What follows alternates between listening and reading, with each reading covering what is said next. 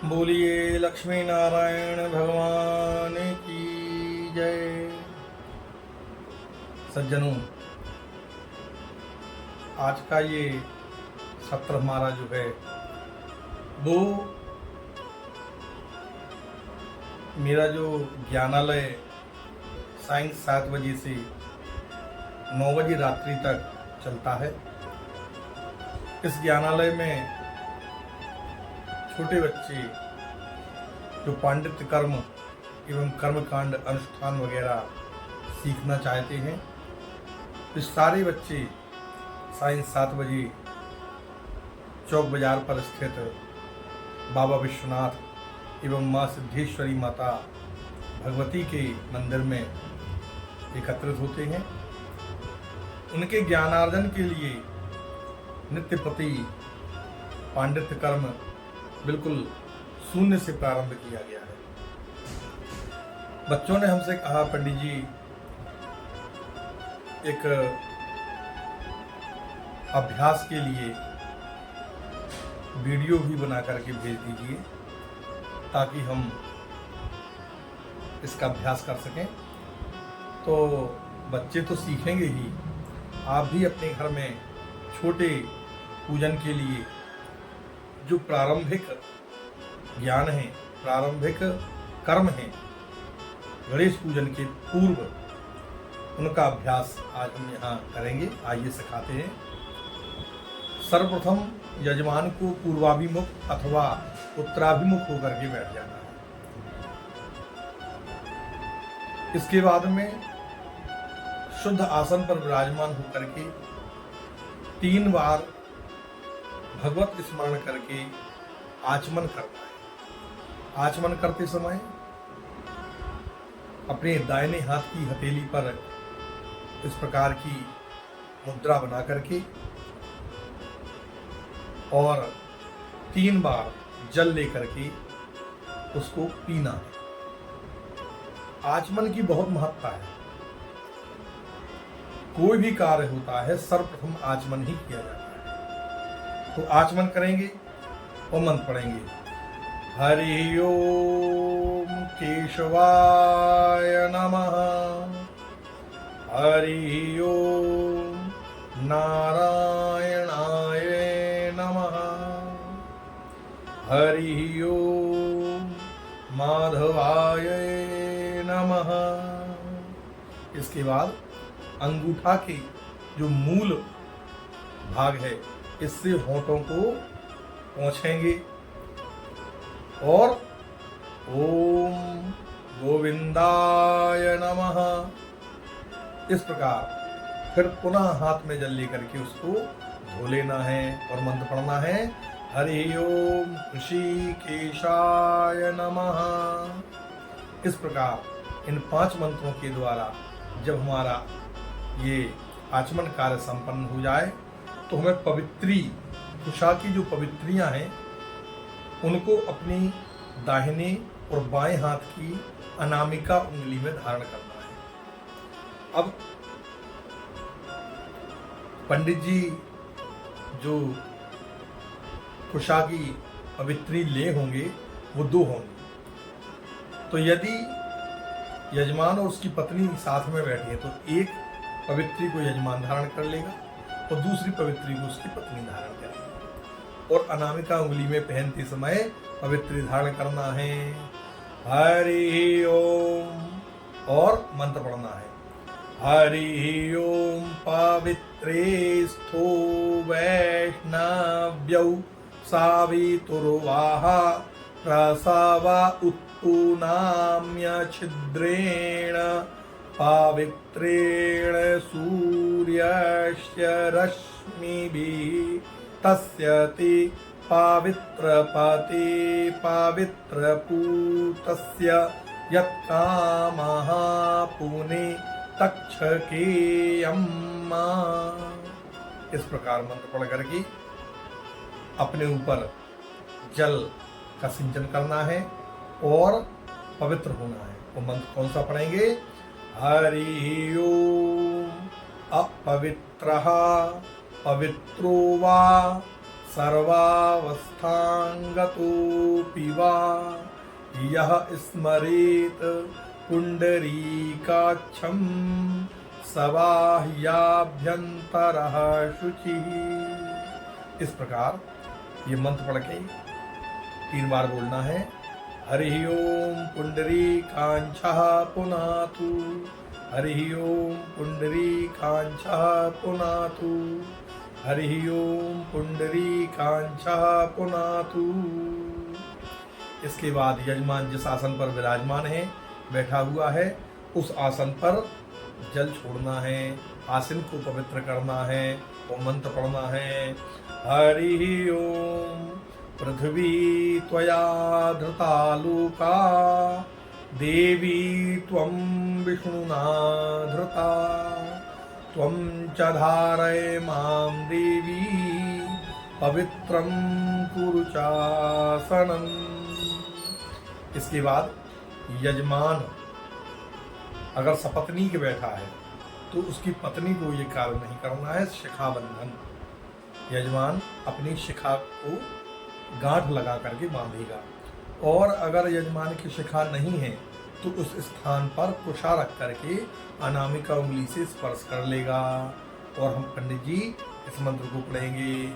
हरि ओम चिद्रूपिणी महामाये दिव्य तेजः समन्विते, तिष्ठ देवी शिखा मध्ये, तेजो वृद्धिं कुरुष्व मे। इस तरह शिखाबंधन कर लेना है।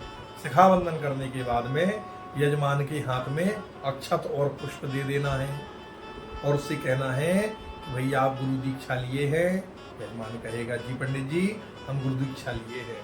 तो जब वो गुरु दीक्षा लिए है तो उससे कहना है कि आंख बंद करके अपने गुरुदेव का ध्यान करिए और गुरुदेव से इस कार्यक्रम के संपन्न होने के लिए प्रार्थना करिए।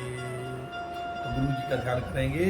हरि ओम अखंड मंडलाकारं व्याप्तं येन चराचरं तत्पदं दर्शितं येन तस्मै श्री गुरुवे नमः। ओम अज्ञानतिमिरान्धस्य ज्ञानाञ्जनशलाकया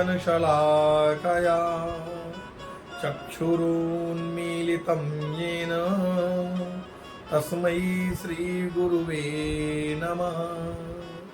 गुरु जी का ध्यान करेगा।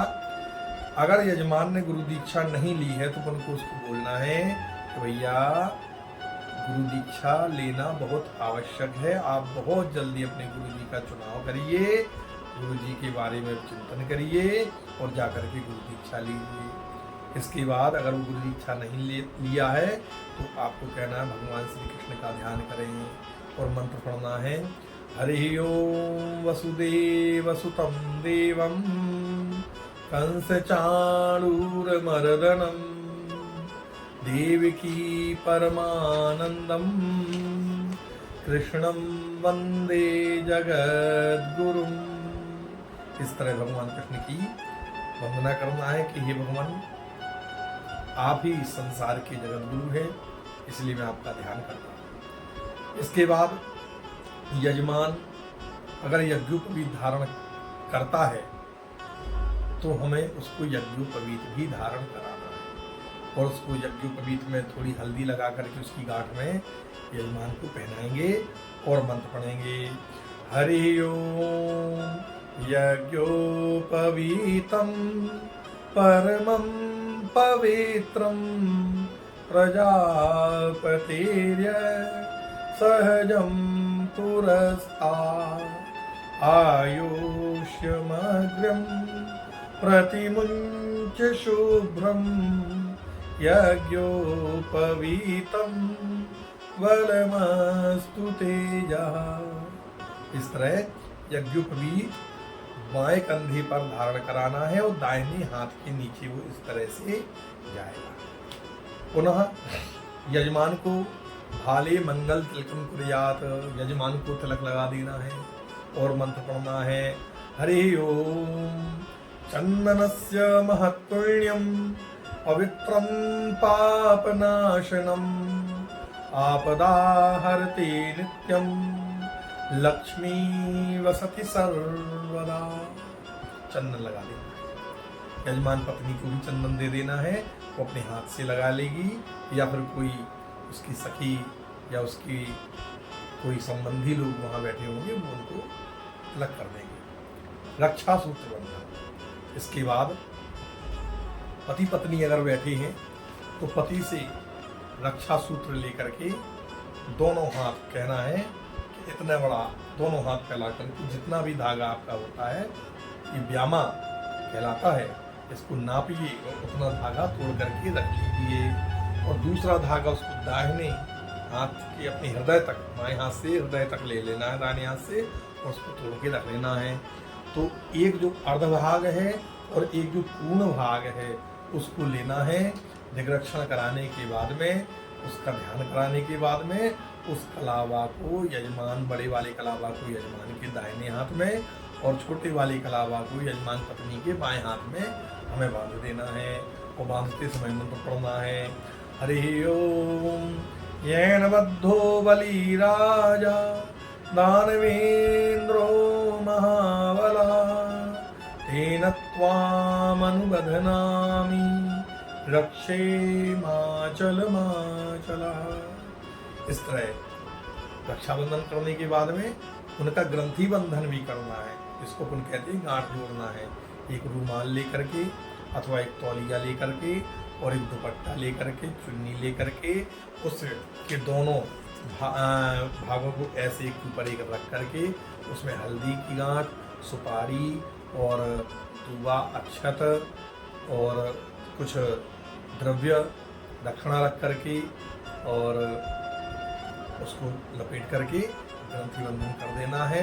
और एक यजमान के ऊपर डालना है, चुन्नी को यजमान पत्नी के ऊपर डालना है और उस समय पंडित जी को मंत्र पढ़ना है। तो मंत्र कौन सा पढ़ेंगे?